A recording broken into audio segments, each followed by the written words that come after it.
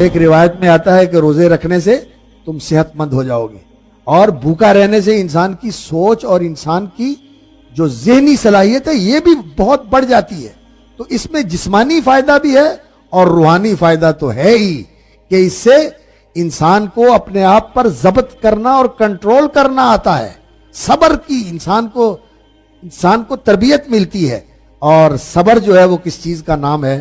صبر اس چیز کا نام ہے کہ ایک پسندیدہ چیز ہے آپ کے سامنے پڑی ہوئی ہے لیکن آپ اس کی طرف نہیں بڑھتے۔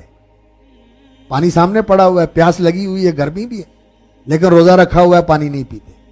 کھانا پکا رہے ہیں، کھانے کی باس خوشبو آ رہی ہے اس کی، اور منہ سے پانی بھی نکل رہا ہے کہ بڑا شاندار کھانا بن رہا ہے، لیکن روزہ رکھا ہوا ہے، نہیں کھاتے۔ اور بعض اوقات ایسا ہوتا ہے کہ انسان کی بھوک کی وجہ سے طبیعت نڈھال ہو رہی ہوتی ہے، لیکن پھر بھی انسان اللہ سے ڈرتا ہے اور کھانا نہیں کھاتا۔ بعض اوقات ایسا ہوتا ہے کہ پانی منہ میں لے کے جاتا ہے کلی کرنے کے لیے، لیکن ایک قطرہ بھی حلق سے نیچے نہیں اتارتا اور اسے واپس اگل دیتا ہے۔ تو یہ چیز جو انسان کی تربیت ہے، یہ انسان کو جو مشق کروائی جا رہی ہے، اسے ٹریننگ دی جا رہی ہے، یہ اس کے اندر وہ تقوی کا وصف پیدا کر دیتی ہے کہ اللہ رب العزت کی نافرمانی نہیں کرتا۔ اب کس کو پتہ چلتا ہے کہ لوگوں کے ساتھ سحری کھائی، لوگوں کے ساتھ افطاری کی، درمیان میں آپ نے توڑ لیا روزہ؟ کسی کو پتہ چلے گا؟ نہیں، یہ آپ کے اور اللہ کے درمیان راز ہے۔ اس لیے یہ چیز جو ہے یہ انسان کی تربیت کرتی، روحانی تربیت کرنے والی ہے۔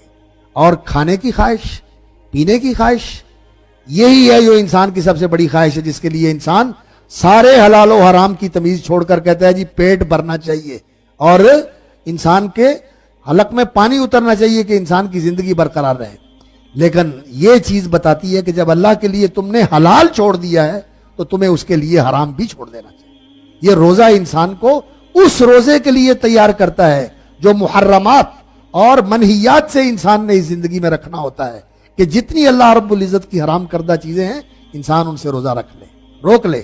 صوم کا معنی عربی میں ہوتا ہے روکنا، امساک، اپنے آپ کو روک لینا۔ تو انسان اپنے آپ کو روکے اللہ کی محرمات سے، منہیات سے، گناہوں سے، اور جو چیزیں بھی اسلام کے اندر ممنوع ہیں ان سے اپنے آپ کو بچا کے رکھے، روک کے رکھے۔ اور دوسرا انسان کا جو جذبہ ہے وہ انسان کا جنسی جذبہ ہے، مردوں میں بھی عورتوں میں بھی۔ یہ بڑا منہ زور جذبہ ہے، یہ انسان کو بے لگام کر دیتا ہے، یہ انسان اس کے ہاتھوں بے قابو ہو جاتا ہے اور بے بس ہو جاتا ہے۔ لیکن یہ ایسا عمل ہے جو اس کی بھی تربیت کرتا ہے اور انسان کو کنٹرول کرنا سکھاتا ہے کہ جائز اور حلال موقع ہے، جگہ ہے، لیکن میاں بیوی ایک دوسرے سے الگ رہتے ہیں، ایک جگہ رہتے ہوئے ایک دوسرے سے الگ رہتے ہیں، اور اپنے آپ کو کنٹرول کرتے ہیں، ضبط کرتے ہیں۔ ضبط نفس اور سیلف کنٹرول اور اپنے آپ کو مضبوط رکھنا، یہ چیز ایسی ہے جو انسان کو گناہ سے بچاتی ہے اور نیکی کے اوپر لگاتی ہے۔ یہ انسان کا بے صبرا ہونا اور انسان کا اس طرح کا ہونا کہ کمزور ہے، جو چیز دیکھی پسند کی اس کے پیچھے لپک گیا اور اس کے پیچھے چل نکلا، یہ انسان کی مضبوطی نہیں ہے، یہ کمزوری ہے اس کی۔ مضبوط اور قوی انسان وہ ہوتا ہے، المومن القوی وہ ہوتا ہے جو اس چیز کی طرف جائے جس کی شریعت نے اجازت دی ہے اور جس میں اس کا دنیاوی اور اخروی فائدہ ہے، اس کی طرف جائے۔ روزہ جو ہے یہ انسان کے اندر وصف پیدا کرتا ہے۔